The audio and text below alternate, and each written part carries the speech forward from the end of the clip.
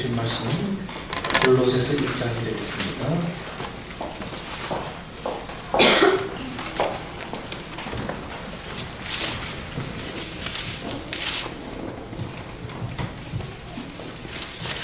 골로새서 1장 23절에서 25절 말씀까지 우리 한 목소리로 합독하시겠습니다. 골로새서 1장 23절에서 25절 말씀까지 우리 합독하십니다. 만일 너희가 믿음에 거하고 터 위에 굳게 서서 너희들을 봐 복음의 소망에서 흔들리지 아니하면 그리하리라. 이 복음은 천하 만민에게 전파된 바요 나 바울은 이 복음의 일꾼이 되노라. 내가 이제 너희를 위하여 받는 괴로움을 기뻐하고 그리스도의 남은 고난을 그의 몸된 교회를 위하여 내 육체에 채우노라. 내가 교회의 일꾼 된 것은 하나님이 너희를 위하여 내게 주신 경륜을 따라 하나님의 말씀을 이루려 함이니라. 아멘. 이제 12월 한 달 지나면 또 새로운 2014년 새로운 한 해가 또 시작이 됩니다. 우리 교회 여러 가지 사정과 형편상 그 재직 훈련을 따로 해야 되는데 재직 훈련을 따로 하려면 여러 가지 불편한 점이 있어서 오늘은 재직 훈련 겸 또 우리 서리 집사님들을 오늘 이제 자원 이제 신청서를 여러분들 집에 가지고 가게 될 것입니다. 자원 신청서를 가지고 한 주간 동안 기도하시면서 내가 정말 교회 일꾼이 되려면 어떠한 자세를 해야 될 것인가. 오늘 이 말씀 속에서 새로운 다짐을 얻을 수 있는 우리 시간 얻을 수 있게 되길 좀 바라겠습니다. 그래서 오늘 설교는 훈련과 더불어 하는 그런 이 설교가 되겠습니다. 그래서 말씀도 듣고 훈련도 받는 어떤 그런 좋은 시간이 될 수 있게 되기를 바라겠습니다. 재직의 숫자가 출석 교인의 반이 넘는 교회들이 있습니다. 문제는 이 재직은 많은데 교회에서 무슨 일을 할 때면 항상 일꾼이 부족하다는 점이죠. 재직은 세웠는데 교회에서 막상 일을 하려고 하다 보면은 일꾼이 없는 거예요. 교회 행사를 할 때 보면 열심히 있는 몇 사람만 일하는 경우가 많이 있어요. 대부분의 교회들이 거의 다 그렇죠. 여러분 왜 이런 일이 생길까요? 재직들을 세워놨는데 재직들이 일을 안 해요. 늘 하는 사람만 늘 하고 안 하는 사람은 늘 구경꾼으로만 남아 있습니다. 지금 왜 이런 일들이 이런 현상들이 왜 있게 될까요? 적지 않은 한국 교인의 심성 속에는 이 직분을 명예로 보는 의식이 자리 잡고 있습니다. 장년 남자에게 형제님 하면 불쾌하게 생각할까봐 확인도 하지 않고 집사님이라고 불러드리는 것을 예의로 여기죠. 그래서 우리가 그렇게 다 여겨요. 집사님이 어떤 호칭의 대명사처럼 그렇게 불릴 때가 우리는 참 많이 있습니다. 달리 불러드릴 말이 없으니까요. 그래서 요즘 교회들이요, 우리 이 호칭을 부르지 말자. 집사, 장로님 부르지 말고 다 형제, 자매로 통일하자. 이런 운동을 벌이는 교회들이 아주 많이 일어납니다. 우리 다 형제, 자매들이니까 뭐 나이 떠나서 형제님, 자매님 다 이렇게. 우리도 뭐 혜빈이에게 자매님 이렇게 얘기해요. 우리 형제들 우리 혜빈이가 목사님에게 형제님 이렇게. 어색하죠? 초대교회는 다 이랬어요. 초대교회는 전부 다 형제님, 자매님 이렇게 다 불렀습니다. 혹시 조금 더 연세 드신 분이면 저분은 장로님은 아닐 것 같고 우리 장로님이라고 불러드려야 기독교에서 예의범절이라고 생각하기도 합니다. 여러분 이 정도면 뭐 시장이나 상점에서 손님들에게 대충 사장님 하고 불러대는 것과 별반 다를 게 없다는 거죠. 그렇다고 이 성경적 이상과 목회 질서를 추구하며 재직 임명에 어떤 제한과 조건을 걸어서 조금 까다롭게 하면 어떤 일이 생깁니까? 뭐 이 교회는 재직을 세우는데 뭐 너무 인색하다고 막 나가서 불평불만합니다. 그래서 심지어 다른 교회 가서 직분을 받고 다시 또 오는 사람들도 있대요. 네. 그래서 재직 선출은 이 목회에 있어서 아주 쉽지 않은 문제입니다. 그래서 저는 언제부턴가 재직을 제가 임명하는 게 아니고 여러분들로 하여금 자원해서 신청할 수 있는 제도를 택했습니다. 여러분들이 정말 한 주간 동안 고민하면서 기도하면서 때로는 금식 기도하면서 내가 한 해를 어떻게 일꾼으로 살아갈 것인가 다짐하면서 여러분들 스스로가 이름을 쓰고 거기다 사인을 하는 거예요. 이거는 목사에게 주는 게 아니고 하나님에게 내가 일꾼 되겠습니다 하는 어떤 사명서라고 하는 거죠. 그래서 오늘 여러분들이 돌아가실 때 재직 자원 신청서가 저 뒤에 한 장씩 구비되어 있습니다. 그래서 한 장씩 가져가 주셔서 자원하십시오. 그리고 오늘 확신이 든 분들은 오늘 써서 제게 주십시오. 네, 그러면 됩니다. 이 재직은요, 이 서리 집사라고 하는 것은 다른 말로 이제 청직이 일꾼이잖아요. 일꾼. 네, 일꾼이 일을 안 하면 품삯을 받을 수가 없습니다. 네, 일꾼이 일을 해야 품삯을 받을 수 있어요. 그러나 그 일에 관해서는 동일한 일이 아니라고 하는 거예요. 각자 맡은 이 탤런트대로 하는 일이죠. 나는 열심히 뭔가 뚝딱뚝딱 만드는 일을 잘합니다 하는 사람들은 그걸 하고요. 나는 그림을 열심히, 나는 만들기를 잘하고, 나는 교회에 이 어떤 미화를 잘 꾸밀 수 있는 그런 사람이면 그런 걸로 하는 거예요. 자기 탤런트라는 거예요. 근데 우리는 마음속에 어떤 의식이 있냐면 저 사람이 하는 걸 내가 못하니까 나는 아무것도 못합니다 라고 인정을 스스로 그렇게 해버리는 거예요. 그래서 작은 일이 없다는 거예요. 교회에는요. 어떤 조그만 일도 내가 그 일을 하면 그게 사역이고 그게 하나님께서 내게 맡겨주신 일이라고 하는 것입니다. 그래서 우리가 항상 남과 비교해서 생각하다 보니까 나는 못해라고 하는 이 일들이 내 삶 속에 가로막고 있어요. 나는 안 돼, 못해. 네. 여러분, 내가 할 수 있는 일을 찾는다면 얼마든지 이 교회 사역은 존재하고 그 일이 무궁무진합니다. 네. 사실 그런 재직이 교회 안에 많아진다 해도요, 재직을 이렇게 임명하고 나서도 섬기고 봉사하는 사람은 좀처럼 늘지 않습니다. 게다가 일단 재직으로 임명되면 그 다음부터는 일도 별로 하지도 않고 이제 훈련도 더 이상 받지 않으려 하면서도 그 직분만은 계속 유지하려고 하는 게 우리의 어떤 속성이라고 봅니다. 여러분, 재직이란 말은 성경에 없지만 재직과 관련된 단어가 있는데 그게 일꾼이라는 단어예요. 일꾼. 교회에서 봉사의 직분을 맡은 재직은 하나님의 도구요 그리스도의 종입니다. 따라서 재직들은 이 장로나 권사 등 자신의 직분에 대해서 자부심을 갖되 직분 가진 것을 인해서는 자랑할 것이 없다라는 거예요.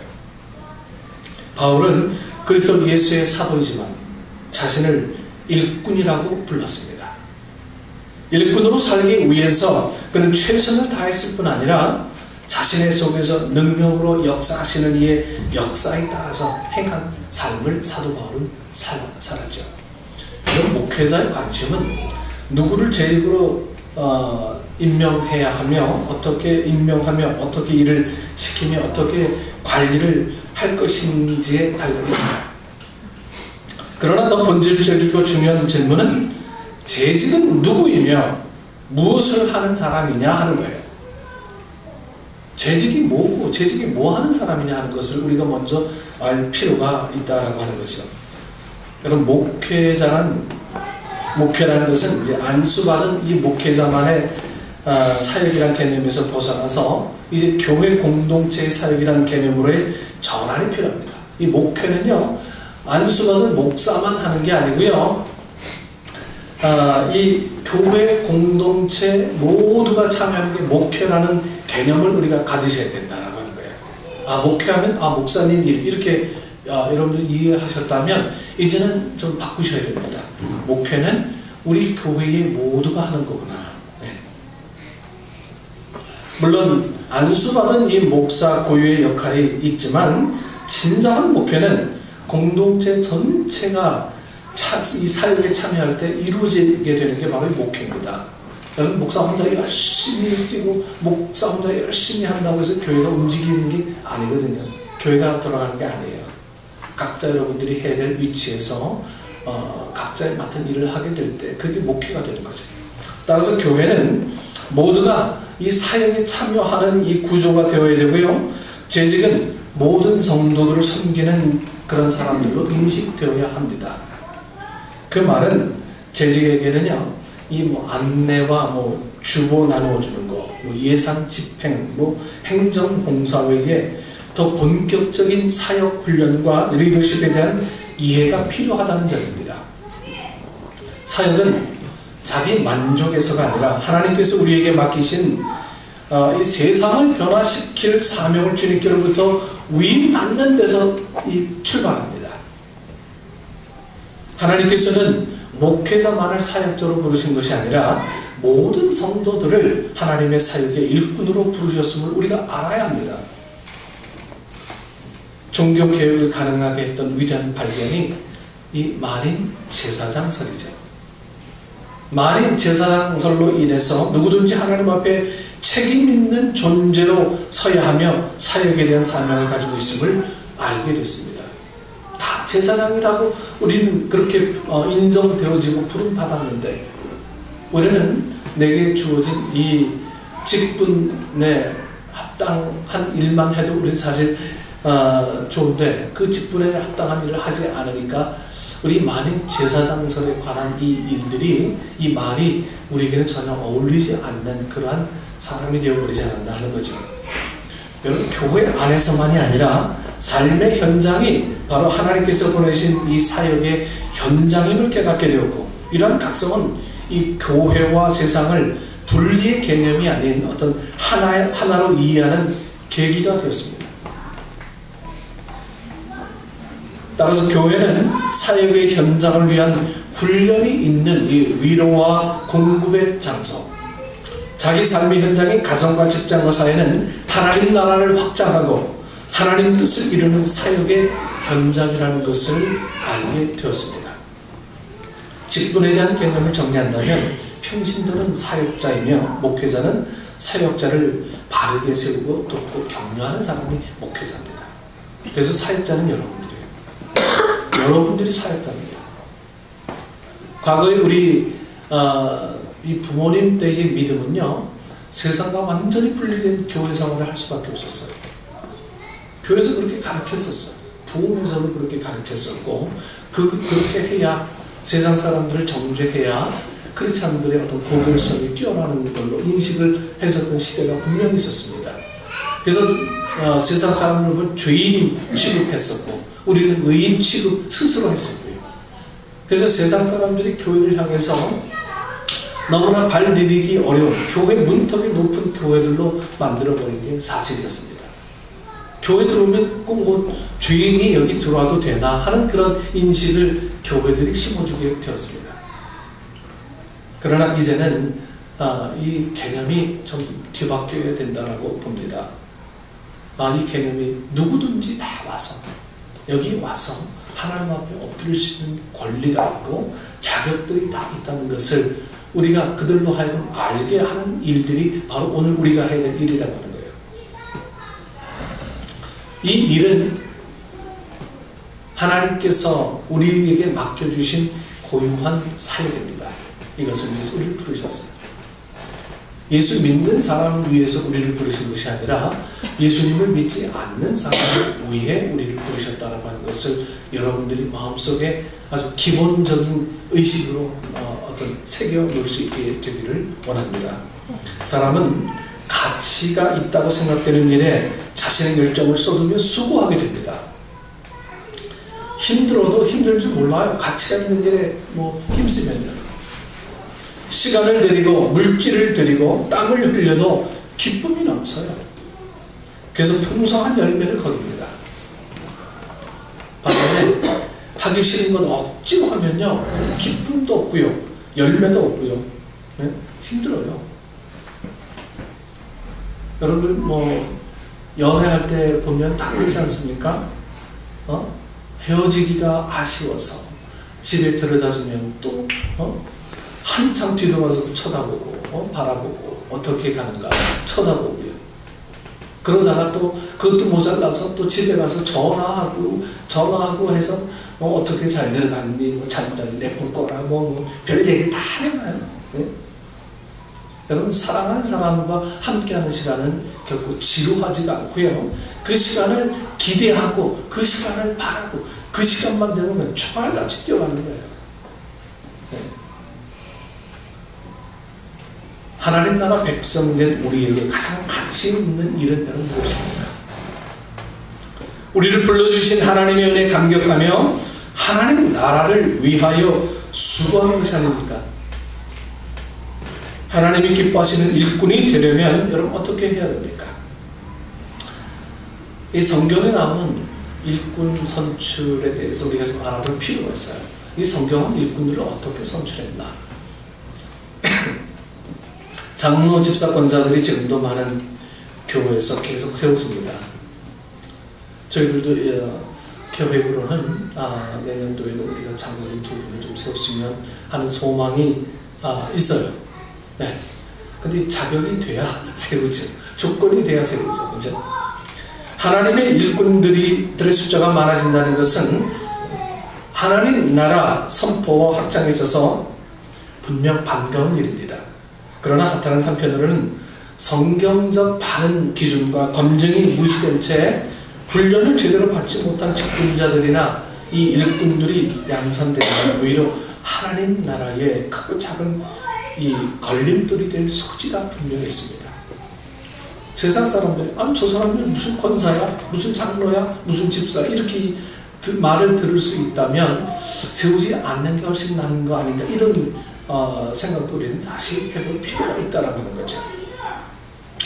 우리에게는 물론 그 직분을 통해서 세워지는 사람도 분명히 있어요. 네.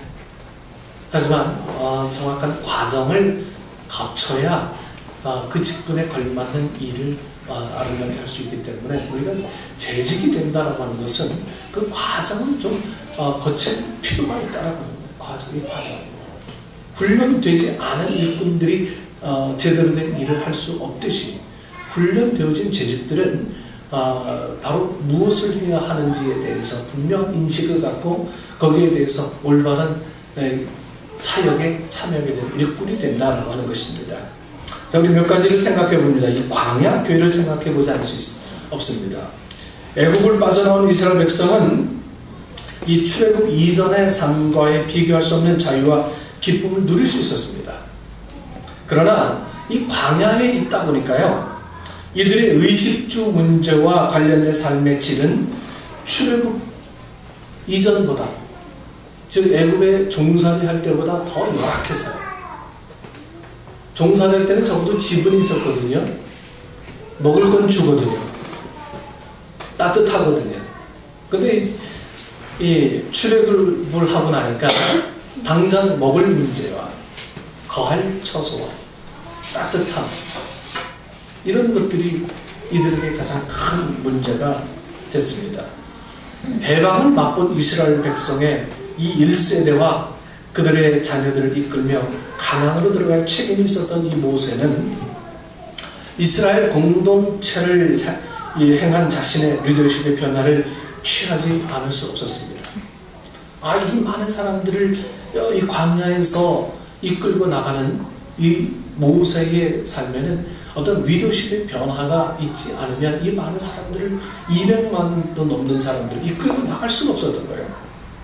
그래서 이 모세의 장인 이드로는 모세에게 많은 사람들이 짐을 나누어 질 수 있도록 리더십을 재조정하고 분배하라고 제안하게 되죠. 네.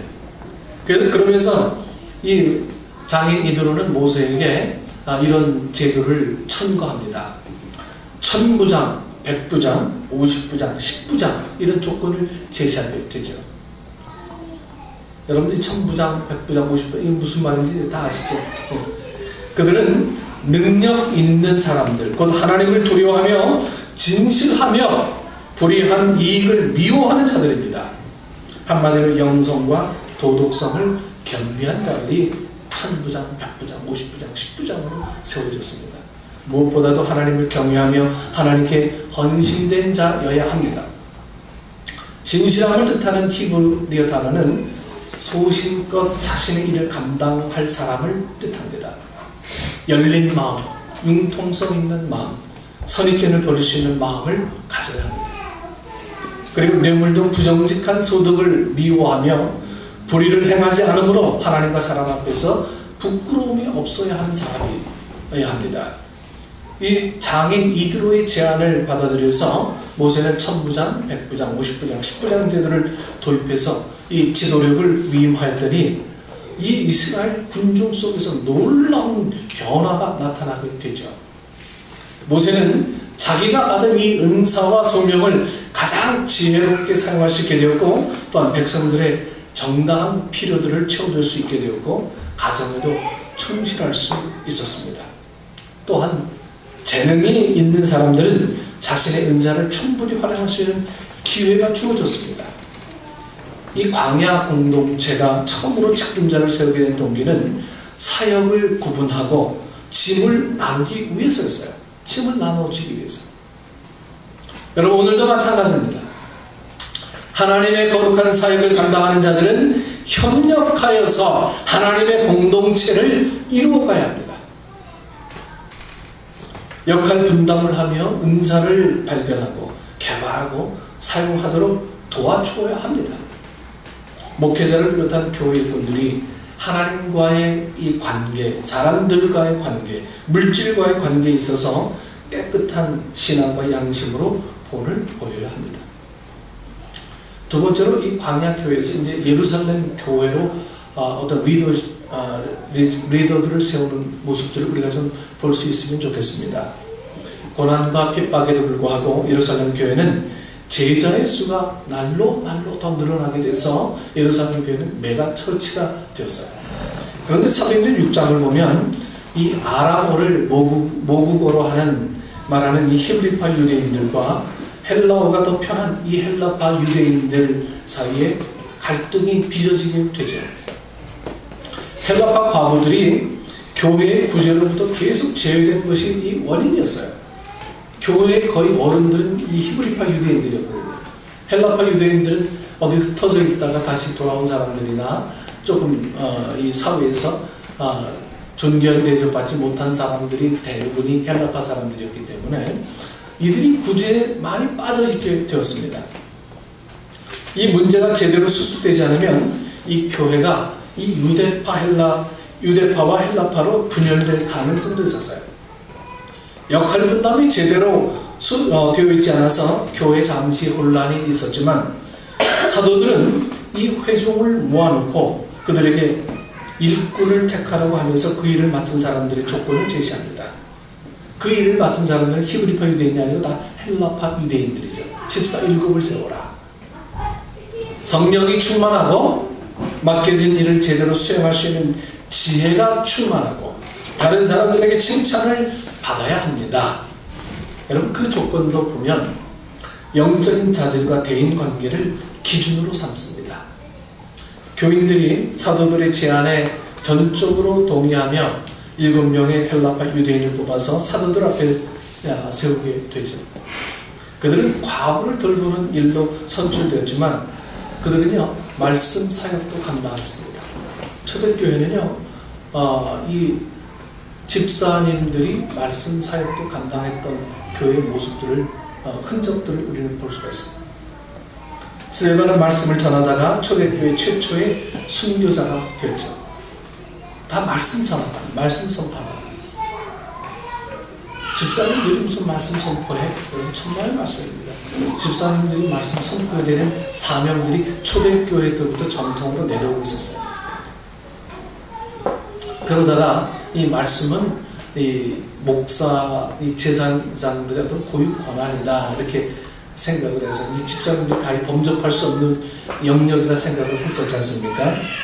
이제는 전문화되고 여러 가지 이 말씀 사역이란 게 집사님들이 감당할 수 있는 어떤 사회 구조가 집사님들이 감당할 수 있는 조건이 되지 않았기 때문에 목사로 전문이 되었지만 실질적으로는 초대교회는 집사님들이 말씀 사역을 감당했던 모습들을 성경은 이야기하고 있습니다. 네. 스데반이 그 대표적인 예죠. 말씀 전하다가 돌에 맞아 죽은 거예요. 말씀 전하다가. 여러분 전도하다 죽은 건 곧 말씀 전하다가 죽은 것 이거 얘기하는 거 아닙니까? 7 중에 하나인 빌립도 사마리아 지방을 전도하면서 이디오피아에서 온 재정을 담당한 내시에게도 복음을 전하죠. 이것이 오늘날 재직들에게 큰 도전이 됩니다. 집사들이 재직들이 말씀 사역까지도 감당하는구나. 이게 초대교회의 모습이구나. 네. 재직이라 하여서 교회 행정이나 재정, 봉사에만 참여하는 것이 아니라 말씀으로 다른 사람들을 섬길 수 있어야 하고 믿지 않는 자들에게 구원의 도를 증거하며 그들로부터 인정을 받아야 합니다. 예루살렘 교회가 기준에 합당한 일꾼을 바르게 세우고 나니까 교회에 3가지 변화가 나타나게 되죠. 이 예루살렘 교회요, 헬라파, 히브리파 지들끼리 막 싸우고 나는데 이 히브리파 유대인들이 양보해서 헬라파 유대인들에게 리더들을 세우고 그들로 하여금 교회를 다스리게 했더니 이 3가지 변화가 나타났어요. 첫 번째가 말씀이 살아있는 교회가 되었습니다. 말씀이 살아있는 교회. 사도들은 기도와 말씀에 전념하게 되었기 때문이죠. 즉 오늘날은 바꿉니다. 말을 현대말로 바꿉니다. 목사가 말씀 전하는 일에 열심히 해야 되는데 교회에서는요 굳이 하는 일, 과부들 음식 나눠주는 일, 배분하는 일, 사회봉사활동만 열심히 하다 보니까 실질적으로 이 목사가 그 일을 제대로 못한 거예요. 말씀 사역. 그래서 목사는 말씀 사역으로 돌아가시고 사역은 교회의 모든 행정들, 구제하는 일들, 이런 일들은 이제 7 집사님들이 다 맡아서 하게 되니까요. 이 교회가 이 목사님이 말씀 연구에서 말씀만 집중하다 보니까 기도 사역에 집중하다 보니까 말씀이 살아있는 교회가 되어버렸어요. 교회가. 두 번째로 부흥하는 교회가 됐습니다. 제자들의 수가 점점 많아졌기 때문입니다. 7 집사들이요 사역을 하다 보니까 그들과 관계된 수많은 사람들, 그들이 영향을 받고 그들이 또 다른 영향을 받게 되고 이렇게 돼서 교회가 날로 부흥하는 교회가 되었습니다. 세 번째로 거룩한 영향력을 발휘해서 많은 사람들이 회개하고 개종하게 되었습니다. 거룩한 영향력을 발휘했습니다. 여러분들 중세 교회들이 이 교권 위에 왕권 위에 교권을 두어서 감히 이 교권에는 누구도 접할 수 없는 평신도들은 감히 교권의 어떤 권위에 도전할 수 없는 그런 지경을 만들어 놓았습니다. 그래서 중세시대 때 암흑의 시대가 되지 않았습니까? 중세시대가요. 오직 신부들, 사제들만 하나님을 만날 수 있는 그런 제도로 만들어 놨기 때문에 중세시대가 하나님께서 결코 기뻐하지 않는 시대가 되어서 암흑의 시대가 되어버리고 말았습니다. 오늘 우리는요 평신도들이 하나님 앞에 직접 나가서 하나님을 만나는 일에 아무런 제한을 두지 않습니다. 여러분 이게 교회가 부흥하는 일, 거룩한 영향력을 발휘하는 데 가장 중요한 요건이 된다는 거죠. 예루살렘에 있던 제사장들 중에 많은 사람들이 이제 예수를 믿게 됩니다. 예수를 믿게 됐어요. 제사장들이 하나님만 믿다가 이제 예수를 믿게 된다는 것, 이 사실입니다. 구약 성경과 신약 성경의 대표적 실리를 통해 살펴본 것처럼 신앙 공동체가 출범한 이후 질적 그리고 양적으로 성장하게 되면 그 공동체는 어떤 리더십의 패턴을 발전적으로 수정할 것을 요구받게 됩니다. 그런데 이와 같은 변화에 요구되는 대표적인 것이 공동체 안에서 일꾼을 바르게 세우고 그에 따른 적합한 직무를 부여해 주는 거예요. 교회 일꾼은 섬길 준비가 된 사람들을 가리킵니다. 하나님은 우리를 성령과 지혜, 믿음과 하나님의 이 은혜, 권능으로 충만하게 하셔서 교회 사역에 자원하여 참여하기 원하십니다. 내가 뭐 할 줄 안다고, 내가 뭐 할 줄 안다고, 내가 뭐 시간이 있다고, 내가 뭐 물질이 있다고, 여러분 다 교만입니다. 주님이 우리를 부르셨을 때는 부르시는 이유가 있어요. 부르신 이유가 있어요.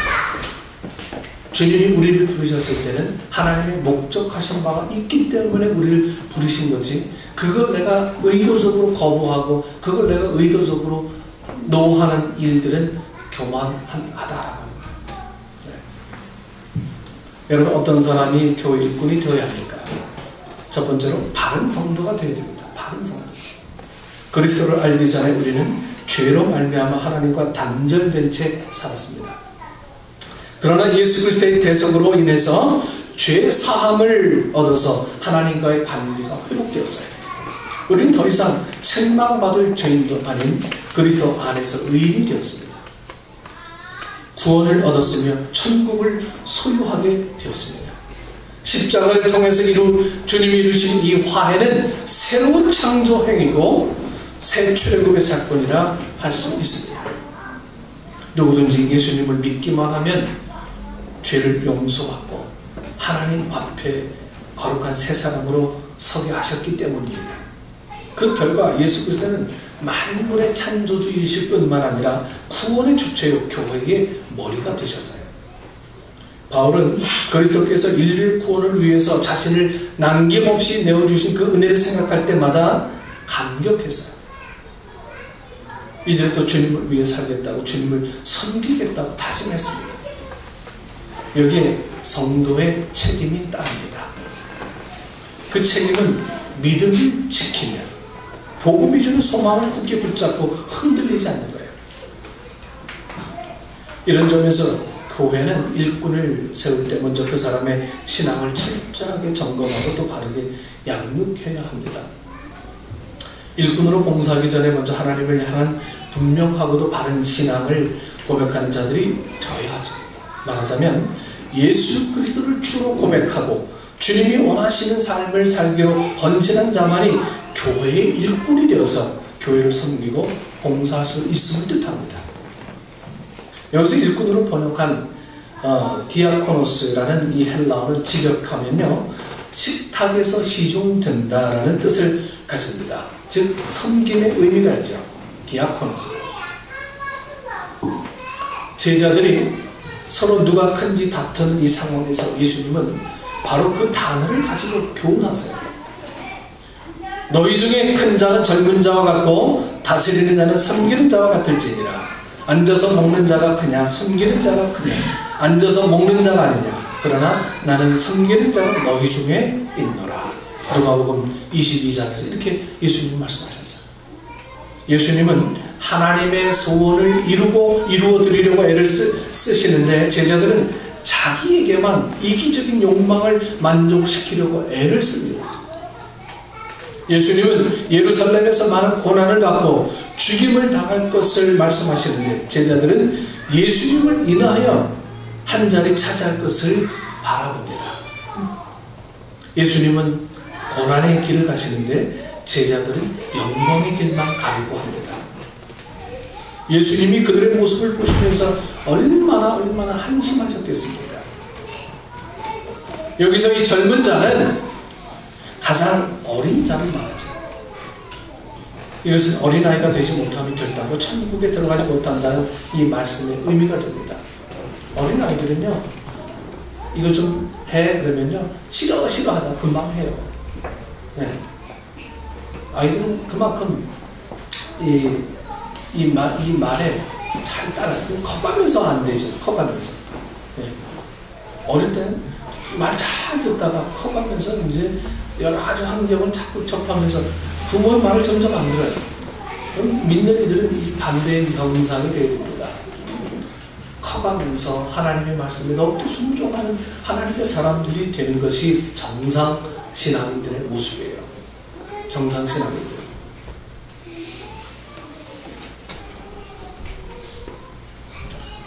예수님처럼 우리도 다른 사람을 섬기는 자가 되어야 됩니다. 종은 누가 더 큰 자인지 다투지 않아요. 종들에도 계급이 있나요? 네? 종들은 누가 더 크다고 다투지 않습니다. 그리스도인들은 모두 서로에게 종이 되어야 합니다. 두 번째로 교회를 알고 바로 섬겨야 합니다. 이 교회를 알아야 어떻게 섬겨야 되는지를 우리가 알 수 있게 되죠. 교회가 무엇인지 바르게 알아야만 바른 일꾼이 됩니다. 교회는 구원받은 하나님의 언약 백성들로 이루어진 신앙 공동체입니다. 교회는 성령의 도우심과 능력을 통해서 부활하신 예수님의 말씀에 따라서 이 땅에 다시 오실 예수님의 재림을 믿고요, 또 기다리는 가운데 하나님의 통치에 순종하고 하나님의 뜻을 이 땅에 온전히 실현해 나가야 합니다. 따라서 교회꾼은 무엇보다 하나님을 섬기는 자요, 예배하는 자고 하나님을 섬기고 있는 다른 성도들을 섬겨야 합니다. 가끔 이렇게 말씀하시는 분들이 있어요. 집에서 예배 드렸습니다. 집에서 열심히 성경 봤습니다. 여러분, 개인이 예배하고 개인이 말씀 보고 개인이 예배하는 것, 이거는 누구든 다 하는 일이죠. 안 하는 게 이상한 거 아닙니까? 하지만 그걸 예배로, 온전한 예배로, 공동체 예배로 보는 것은 합당하지 않습니다. 공동체가 있는 요인들은 이 공동체를 통해서 하나님께서 하고자 하는 말씀, 하고자 하는 소원이 있기 때문에 공동체를 세운 거죠. 그래서 이 공동체를 통해서 우리가 온전한 예배자로 서야 이게 바른 예배자가 될 수 있다는 사실이죠. 바울은 자신을 복음의 일꾼 또는 교회의 일꾼으로 자청합니다. 지칭하더라. 일꾼은 원래 시종들은 이 하인을 의미합니다. 여기에서 권위를 가진 사도 바울의 겸손함과 성도들을 섬기는 봉사자의 모습을 볼 수 있어요. 사실 이 지상 교회는 초대교회 이후 오늘에 이르기까지 인간의 이 연약함과 죄성을 온갖 형태로 드러냈습니다.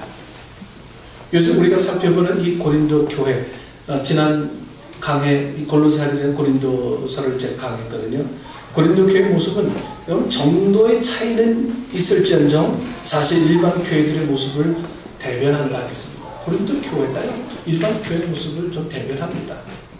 그럼에도 불구하고 그리스도는 십자가의 고통을 치르고 교회의 머리가 되기를 부끄러워하지 아니하셨습니다. 바울은 그리스도를 본받아서 몸된 교회가 세워져가는 과정에 부딪히는 이 수많은 문제점과 그로 인해서 생기는 고난을 기꺼이 감당했습니다. 그리스도에 남은 고난은 그리스도의 십자가 순환이 부적절하거나 불충분함을 뜻하는 게 아니죠.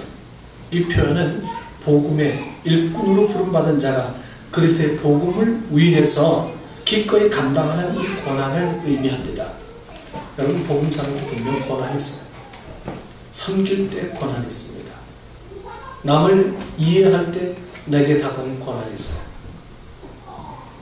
여러분, 이 고난을 통해서 승리를 볼 수 있듯이 여러분들도 섬김을 통해서 반드시 하나님의 섬김의 은혜가 무엇인지를 알게 될 거예요. 섬겨보지 않고는 그 일을 알 수 있는 방법은 아무도 없습니다. 교회를 위해 받는 고난을 인내하고 심지어 즐거워할 수 있는 자가 진정한 교회의 일꾼이라는 거예요. 불평하지 않고 원망하지 않는 분들이 바로 교회 일꾼이라고 하는 거예요. 그렇기 때문에 목회자를 포함한 교회 모든 일꾼들은 이 섬기는 자들로 자신들의 신앙 공동체 세움을 입었다는 사실을 잊지 말아야 합니다. 그리고 이 섬김은 이 세상에서 마땅히 크고 작은 자기 희생과 자기 부인을 통한 고난들로 나타나기 마련입니다. 우리가 감당해야 할 교회 안의 고난 혹은 수고가 뭡니까? 교회 안에 감당해야 될 고난, 이 수고는 뭡니까? 우리 눈에 이것들이 잘 보여야 돼요. 우리 눈에 이런 것들이 막 와 닿아야 돼요. 내가 해야 될 것들이 무엇인가? 내가 섬겨야 될 이유가 무엇인가? 여러분들은 어떤 방식으로 이 교회를 합니까? 교회니까 다 돼 있는 거예요. 뭐든지 다. 잘 돼가는구나. 여러분, 그 안에는 누군가의 희생, 누군가의 헌신, 누군가의 이름 없는 시간의 투자, 물질의 투자, 이런 것들이 전부 다 숨어 있는 것을 보셔야 돼요. 우리가 그걸 보지 못한다면, 그냥 다 되는구나 라고 생각하는 그 정도로는 우리가 온전한 일꾼의 모습으로 되어질 수가 없다라고 하는 거예요.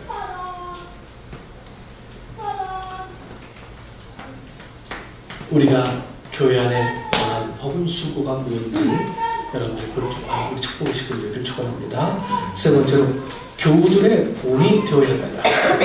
에베소서 4장 11절을 보면 승천하신 예수님께서 교회의 일꾼을 세우시는 장본인이며 이에 따른 목적이 무엇인지를 아주 잘 소개해 주죠.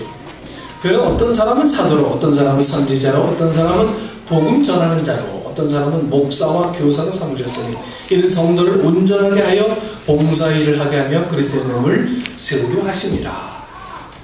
교회는 십자가에서 죽으시고 부활하시고 승천하신 예수 그리스도께서 성령으로 자기 백성을 다스리시는 이 세상의 신적 기관입니다. 이 교회를 다스리는 방편으로 예수님께서는 교회의 일꾼, 직분을 허락하셨습니다. 성도들은 받은 각종 은사를 따라 서로 섬기고 도와줌으로써 더욱더 건강한 한 몸으로 세워집니다. 따라서 일꾼들은 자신이 속한 이 교회가 성령의 도우심 가운데 하나 되기를 힘써야 합니다. 어떻게 하면 하나 될 것입니까? 말로만 하나 되자라고 하는 게 아니고 우리가 이 하나 되기 위해서 내가 수고하고 내가 힘쓰고 내가 짊어져야 될 짐들이 뭐가 있는 건가라고 하는 것들을 우리가 서로 고민하여야 된다라고 하는 거죠. 그런데 이런 교회 하나 되면 전적으로 일꾼들이 그 교회 안에서 본을 보임으로써 가능해집니다. 모델링이 되게 돼요.